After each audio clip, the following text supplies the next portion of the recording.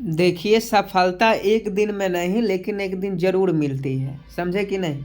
अगर आप डेली पढ़ाई कर रहे हैं, अगर आप मन लगा के पढ़ रहे हैं तो आपको सफलता ज़रूर मिलेगी।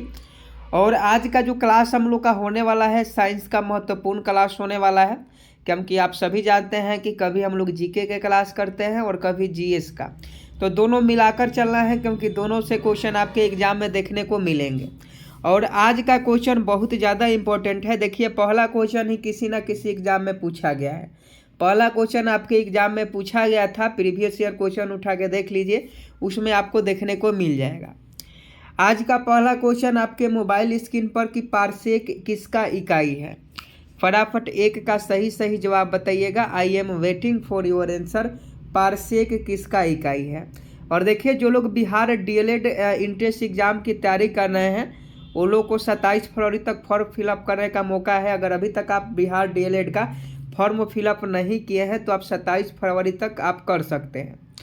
तो फटाफट बताइए कि एक का सही जवाब क्या हो जाएगा। पारसेक किसकी इकाई है। तो एक का अगर आप दूरी का बता रहे हैं तो आपका बिल्कुल राइट आंसर है। एक का ऑप्शन है सही जवाब है। पारसेक किसकी इकाई है। पारसेक दूरी की इकाई है। तो ऑप्शन है बिल्कुल राइट आंसर हो जाएगा। नेक्स्ट प्रश्न 2 का फटाफट सही जवाब बताइएगा। अदिश राशि कौन है। निम्नलिखित में अदिश राशि कौन है। फटाफट सही जवाब बताएं। राशि को दो भाग में बहुत बांटा गया है। एक सदिश राशि होता है, एक अदिश राशि होता है। तो 2 नंबर क्वेश्चन में आपको अदिश राशि को चुनना है। तो देखिए, अदिश राशि कौन है। तो देखिए, बल आघूर्ण आपका सदिश राशि है और संवेग भी सदिश राशि है। तो बच गया ऑप्शन ए। ऑप्शन ए जो ऊर्जा है, एनर्जी जो है, ये आपका अदिश राशि है। तो 2 का ऑप्शन है आपका बिल्कुल राइट आंसर हो जाएगा। नेक्स्ट प्रश्न का सही सही जवाब बता। निम्नलिखित में सदिश राशि कौन है। अभी आप अदिश बताएं, अब फिर आप सदिश बताइए।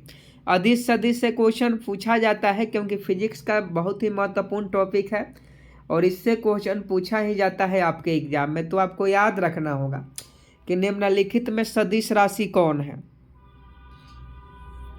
देखिए, 3 का अगर आप ऑप्शन है वेग बता रहे हैं तो आपका बिल्कुल राइट आंसर है। निम्नलिखित में सदिश राशि कौन है। तो वेग है। 3 का ऑप्शन है वेग आपका बिल्कुल सही जवाब हो जाएगा। नेक्स्ट प्रश्न का सही सही जवाब बताएं। पदार्थ के संवेग और वेग के अनुपात से कौन सी भौतिक राशि प्राप्त की जाती है। 4 का सही सही जवाब बताएं। पदार्थ के संवेग और वेग के अनुपात से कौन सी भौतिक राशि प्राप्त की जाती है। 4 का फटाफट इस प्रश्न का सही सही जवाब बताएं कि पदार्थ के संवेग और वेग के अनुपात से कौन सी भौतिक राशि प्राप्त की जाती है। देखिए, अगर आप द्रव्यमान बता रहे हैं तो आपका बिल्कुल राइट आंसर है। पदार्थ के संवेग और वेग के अनुपात से भौतिक राशि वो द्रव्यमान पाई जाती है। तो 4 का ऑप्शन सी बिल्कुल करेक्ट आंसर है। नेक्स्ट प्रश्न का सही सही जवाब बताइएगा कि अश्व यदि एकाएक चलना प्रारंभ कर दे तो अश्वरोही के गिरने की आशंका का कारण क्या है। अगर मान लीजिए कि कोई घोड़ा जो है वह खड़ा है और उस पर एक व्यक्ति बैठा हुआ है। अगर घोड़ा अचानक चल देता है तो उस पर आदमी जो है उसके गिरने की आशंका रहती है। ऐसा क्यों होता है। तो 5 का सही जवाब है विराम का जड़त्व के नियम के कारण। विराम का जड़त्व के कारण यदि अश्व एकाएक चल देता है तो गिरने की आशंका बनी रहती है। आप सभी भी देखे होंगे कि अगर आप कहीं सफ़र कर रहे हैं, बस में खड़े हैं, बस में आप खड़े हैं और बस रुकी हुई है और बस अगर अचानक चल देती है तो आप आगे की ओर झुक जाते हैं। अगर अचानक ब्रेक लगा देता है ड्राइवर जो बस का है तो आप आगे की ओर झुक जाते हैं। तो ये सब विराम का जड़त्व का कारण होता है। तो 5 का ऑप्शन सी आपका बिल्कुल राइट आंसर हो जाएगा। नेक्स्ट प्रश्न बहुत ही इंपॉर्टेंट है कि बल गुणनफल है। देखिए, क्वेश्चन छोटा है इसका मतलब ये नहीं है कि यह इम्पोर्टेंट नहीं है, समझे कि नहीं। बहुत ज़्यादा क्वेश्चन इंपॉर्टेंट है। एग्जाम होने दीजिए, परीक्षा होगा, आपको खुद मालूम चल जाएगा कि किस टाइप के क्वेश्चन पूछे जाते हैं। पिछले बार जो एग्जाम में पूछा गया था उसका भी पेपर आप उठा के देख लीजिए कि किस प्रकार से आपके क्वेश्चन एग्जाम में पूछे गए थे। 6 का सही सही जवाब बताएं कि बल का गुणनफल होता है। तो देखिए, द्रव्यमान और त्वरण का बता रहे हैं तो आपका बिल्कुल राइट आंसर हो जाएगा। बल गुणनफल है द्रव्यमान और त्वरण का। बल बराबर क्या होता है, तो द्रव्यमान गुणे त्वरण होता है। तो इसका सही जवाब ऑप्शन बी हो जाएगा। शरीर का वजन आपको बताना है, 7 का सही जवाब बता। आई am waiting for your answer. शरीर का वजन, तो देखिए ध्रुवों पर अधिकतम होता है। शरीर का जो वजन होता है वह ध्रुवों पर अधिकतम होता है। तो 7। आज हम बात करने वाले हैं बिहार डीएलएड एंट्रेंस एग्जाम 2023 के बेस्ट बुक के बारे में, जो कि चक्षु पब्लिकेशन का है। अगर आप बिहार डीएलएड में इस बार अच्छा प्रदर्शन कर सरकारी कॉलेज में एडमिशन लेना चाहते हैं तो आप इस बुक को जरूर मंगा लीजिएगा। यह एक बुक एक प्रकार का स्टडी गाइड है, जिसमें आपको 3000 प्लस बहुविकल्पीय प्रश्न, 2 साल का प्रीवियस ईयर भी क्वेश्चन देखने को मिल जाएगा। आप सभी जानते हैं कि एग्जाम पैटर्न में अब 120 क्वेश्चन ही पूछे जाएंगे, तो बिल्कुल लेटेस्ट सिलेबस पर इस बुक को तैयार किया गया है। यहाँ पूरा आपका सिलेबस दिया गया है कि किस टॉपिक से, किस सब्जेक्ट से कितने क्वेश्चन पूछे गए थे, और प्रीवियस ईयर भी क्वेश्चन इसमें देखने को मिल जाएगा। पिछले साल जो एग्ज़ाम हुआ था उसमें यह बुक बहुत सहायता किया था, और इस बार भी बिहार डीएलएड एंट्रेंस एग्जाम में यह बुक जो है धमाल मचा देगा। तो आप इस बुक को जरूर मंगा लीजिएगा। ये देख लीजिए, पूरा क्वेश्चन आपको देखने को मिल जाएगा, और सभी क्वेश्चन का व्याख्यात्मक हल किया गया है। साथ में इनका प्रैक्टिस सेट भी आता है। आप सभी जानते हैं कि एग्जाम से पहले प्रैक्टिस सेट लगाना बहुत ही महत्वपूर्ण होता है, तो आप सभी इनका प्रैक्टिस सेट भी ले सकते हैं और बिहार डीएलएड एंट्रेंस एग्जाम में अच्छा प्रदर्शन कर सकते हैं। तो सोच क्या रहे हैं, अगर आप चाहते हैं इस बार सरकारी कॉलेज में एडमिशन लेना तो आप स्टडी गाइड और प्रैक्टिस सेट को जरूर मंगा लीजिएगा। लिंक वीडियो के डिस्क्रिप्शन में दिया गया है। प्रश्न 8 नंबर है, देख लीजिए। किसी मनुष्य का भार पृथ्वी पर यदि 600 न्यूटन है तब चंद्रमा पर उसका भार कितना होगा। ये क्वेश्चन प्रीवियस ईयर एग्जाम में पूछा भी गया है। तो आप इस प्रश्न का सावधानी पूर्वक जवाब दीजिएगा और बिल्कुल सही जवाब बताइए कि यदि किसी मनुष्य का भार पृथ्वी पर 600 न्यूटन है तब चंद्रमा पर उसका भार कितना होगा। 8 का सही जवाब बताएं। I am waiting for your answer.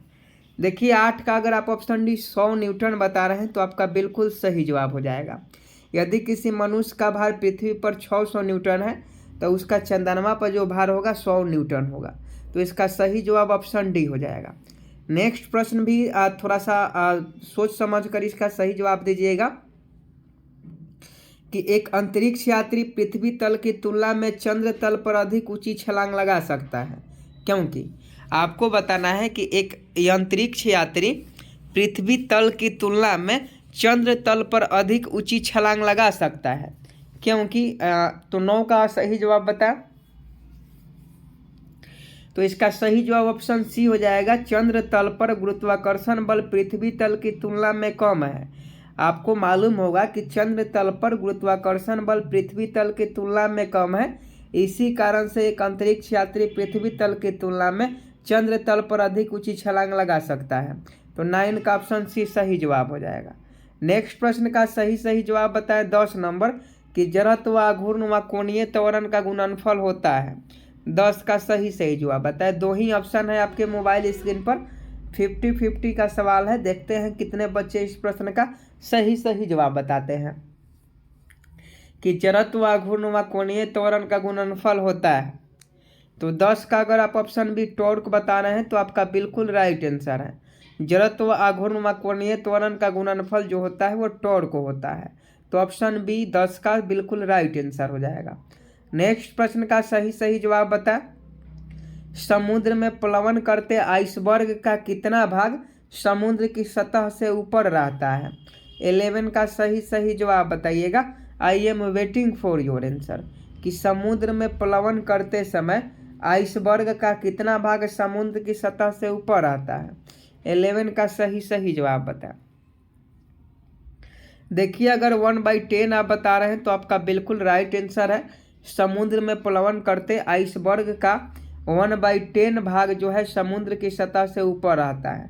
तो ऑप्शन बी बिल्कुल राइट आंसर हो जाएगा। नेक्स्ट प्रश्न 12 का सही जवाब बताएं कि साबुन के बुलबुले का अंदर का दाब क्या होता है। साबुन के बुलबुले के अंदर का दाब। 12 नंबर क्वेश्चन पहले पढ़ लीजिए, उसके बाद सही जवाब दीजिए। देखिए फिजिक्स का क्वेश्चन है तो फिजिक्स के क्वेश्चन पहले ध्यान से पढ़िएगा तभी आंसर दीजिएगा, नहीं तो गलत होने का चांस फिजिक्स में अधिक रहता है। तो 12 का सही जवाब बता। देखिए 12 का अगर आप ऑप्शन है वायुमंडलीय दाब से अधिक होता है। साबुन के बुलबुले के अंदर का जो दाब होता है वह वायुमंडलीय दाब से अधिक होता है। तो 12 का ऑप्शन है बिल्कुल राइट आंसर हो जाएगा। नेक्स्ट प्रश्न 13 का सही जवाब बताइएगा कि निम्नलिखित में से किसमें गतिज ऊर्जा नहीं है। फटाफट 13 का सही जवाब बताएं। I am waiting for your answer कि किसमें गतिज ऊर्जा नहीं है। तो देखिए खींचा हुआ धनुष, खींचा हुआ जो धनुष होता है उसमें संचित ऊर्जा रहता है। खींचा हुआ धनुष में संचित ऊर्जा रहता है, उसमें गतिज ऊर्जा नहीं रहता है। तो 13 का अगर आप ऑप्शन डी बता रहे हैं तो आपका बिल्कुल राइट आंसर हो जाएगा। नेक्स्ट प्रश्न 14 का सही जवाब बताएं कि दूध से क्रीम निकलने में कौन सा बल लगता है। ये भी क्वेश्चन बहुत बार पूछा गया है। तो 14 का फटाफट सही जवाब बताएं कि दूध से क्रीम निकालने में कौन सा बल लगता है। तो देखिए दूध से जो क्रीम है वह आपका अपकेंद्रीय बल के कारण निकलता है। तो ऑप्शन ए आपका बिल्कुल राइट आंसर हो जाएगा। दूध से क्रीम निकालने में कौन सा बल लगता है, तो अपकेंद्रीय बल लगता है। तो 14 का ऑप्शन है बिल्कुल राइट आंसर हो जाएगा। नेक्स्ट प्रश्न का सही जवाब बताए 15 नंबर कि एक लिफ्ट में किसी व्यक्ति का प्रत्यक्ष भार वास्तविक भार से कम होता है जब लिफ्ट जा रही हो। तो 15 का सही जवाब बताया। आई am waiting for your answer. एक लिफ्ट में किसी व्यक्ति का प्रत्यक्ष भार वास्तविक भार से कम होता है जब लिफ्ट जा रही हो। तो देखिए 15 का ऑप्शन बी हो जाएगा, त्वरण के साथ नीचे। एक लिफ्ट में किसी व्यक्ति का प्रत्यक्ष भार वास्तविक भार से कम होता है जब लिफ्ट जो है त्वरण के साथ नीचे जा रही हो। तो 15 का ऑप्शन बी सही जवाब हो जाएगा। नेक्स्ट प्रश्न का सही जवाब बताएं। पृथ्वी के गुरुत्वाकर्षण का कितना भाग चंद्रमा के गुरुत्वाकर्षण के सबसे नजदीक है। 16 का सही जवाब बताएं। I am waiting for your answer. पृथ्वी के गुरुत्वाकर्षण का कितना भाग चंद्रमा के गुरुत्वाकर्षण के सबसे नजदीक है। तो 16 का अगर आप ऑप्शन सी 1/6 बता रहे हैं तो आपका बिल्कुल राइट आंसर है। पृथ्वी के गुरुत्वाकर्षण का जो 1/6 भाग है वह चंद्रमा के गुरुत्वाकर्षण के सबसे नज़दीक है। तो 16 का अगर आप ऑप्शन सी बता रहे हैं तो आपका बिल्कुल राइट आंसर हो जाएगा। नेक्स्ट प्रश्न का सही जवाब बताएं। लोलक के कालावधि क्या होता है, टाइम पीरियड बताना है। लोलक का टाइम पीरियड आपको बताना है। तो 17 का सही जवाब बताएं कि लोलक का टाइम पीरियड क्या होता है। देखिए अगर आप ऑप्शन बी लंबाई के ऊपर निर्भर करता है बता रहे हैं तो आपका बिल्कुल सही जवाब है। लोलक के काल अवधि जो है लंबाई के ऊपर निर्भर करता है। टाइम पीरियड जो होता है लोलक की वो लंबाई के ऊपर निर्भर करती है। तो 17 का ऑप्शन भी सही जवाब हो जाएगा। नेक्स्ट प्रश्न 18 का सही जवाब बताएं। पार्श्व विकृति तथा अनुदैर्ध्य विकृति के अनुपात को कहते हैं। 18 का सही जवाब बताएं। I am waiting for your answer. पार्श्व विकृति तथा अनुदैर्ध्य विकृति के अनुपात को कहते हैं।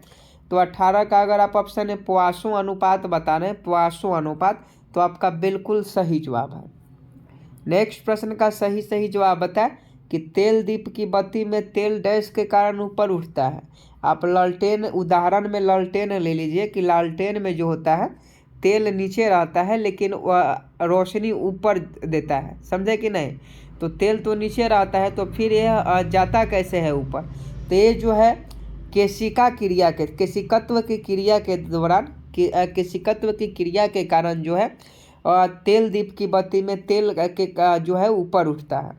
नेक्स्ट प्रश्न 20 का सही जवाब बताएं। महान वैज्ञानिक आर्किमिडीज किससे संबंधित है, किस देश से संबंधित है। आपको बताना है कि महान वैज्ञानिक जो आर्किमिडीज है वह किस देश से संबंधित है। तो इसका सही जवाब ग्रीस से। आर्किमिडीज जो थे वह ग्रीस से संबंधित है। अब अवश्रव्य तरंगों की आवृत्ति होती है 21 का सही जवाब बताएं। अवश्रव्य तरंगों की एगो प्राश्रव्य तरंगे होती है, एक अवश्रव्य तरंगे होती है। तो अवश्रव्य तरंगों की आवृत्ति होती है, दो ही ऑप्शन है, 50-50 का बात है। तो फटाफट सही जवाब बताइएगा और उम्मीद है कि आप सभी इस प्रश्न का सही जवाब दे पाएंगे।